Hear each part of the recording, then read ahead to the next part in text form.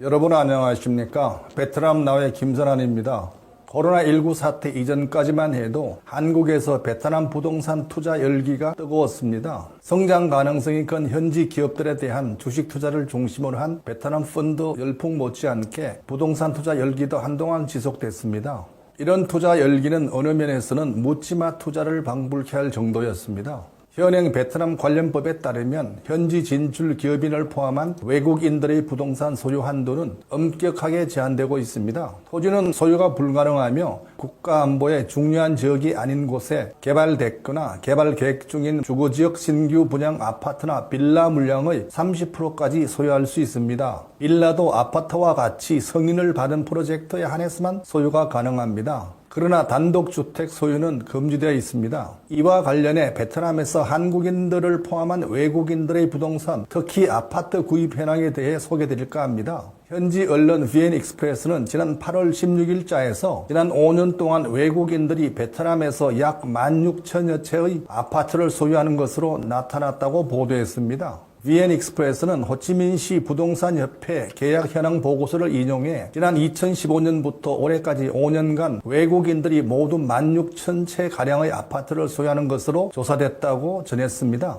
이는 전체 공급 물량의 2%를 차지했습니다. 외국인들은 특히 빈홈, 노바랜드, 푸미형 등 17개 대형 부동산 개발 업체들이 개발해 분양한 12,335채를 샀으며 이 가운데 81%가 경제 수도인 호치민에 집중된 것으로 나타났습니다. 이에 따라 17개 대형 부동산 개발 업체들을 통해 외국인들이 사들인 아파트는 80%나 되며 전국적으로는 14,000채에서 16,000채로 조사됐다고 보고서는 밝혔습니다. 베트남 전문 매체 인사이드 비나도 같은 기간 17개 대형 부동산 개발 업체들 가운데 빈홈, 노바랜드, 푸미형 등 상위 5개사가 85.7%인 1,571채를 판매한 것으로 나타났다고 보도했습니다. 인사이드 비나는 또 외국인들이 주로 구입한 아파트는 교통이 편리하고 보안과 안전 그리고 서비스도 좋은 고급 아파트라고 전했습니다. 보고서에서는 흥미로운 사실도 나타났습니다. 베트남에서 근무하는 유럽, 북미, 호주 그리고 일본인들은 아파트나 빌라를 소유하기보다는 임대를 선호하는 것으로 조사됐습니다. 반면 한국, 중국, 대만, 홍콩, 싱가포르 출신 외국인들은 임대보다는 아파트나 빌라 소유를 선호하는 것으로 밝혀졌습니다. 보고서는 이어 외국인들의 아파트나 빌라 소유가 베트남 국민들의 주택 구입 기회에 악영향을 끼친다는 것은 사실이 아니라고 반박했습니다.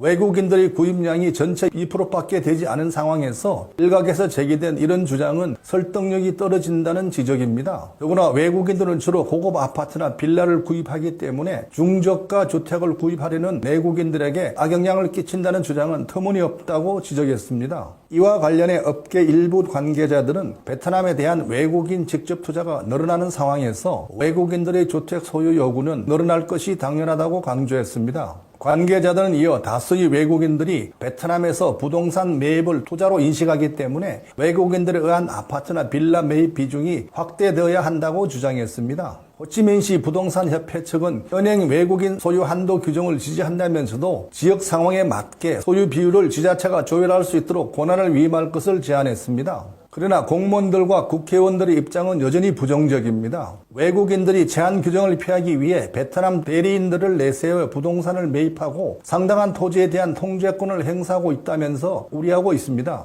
이와 관련해 또이제와 VN익스프레스 등 현지 언론은 지난 5월 19일 국방부 자료를 인용해 중국인들이 편법으로 획득한 베트남 토지 가운데 국방 요충지도 다수 포함돼 당국이 대책 마련에 착수했다고 보도했습니다.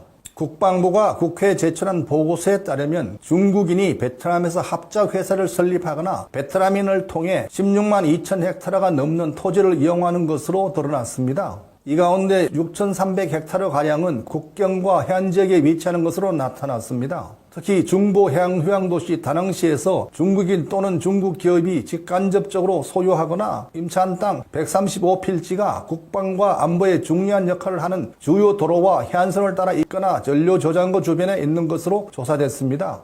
이에 따라 국방부는 총리실에 국경과 해안 등 국방 및 안보에 중요한 역할을 하는 지역에 있는 모든 외국인 투자 프로젝트를 조사할 것을 각 부처와 지방정부에 지시해달라고 요청했습니다. 또 외국인이 국방에 중요한 토지를 소유한 기업의 주식이나 지분을 매입하려면 당국의 허가를 받도록 하는 내용의 법률 개정안을 마련하고 있다고 국방부는 덧붙였습니다.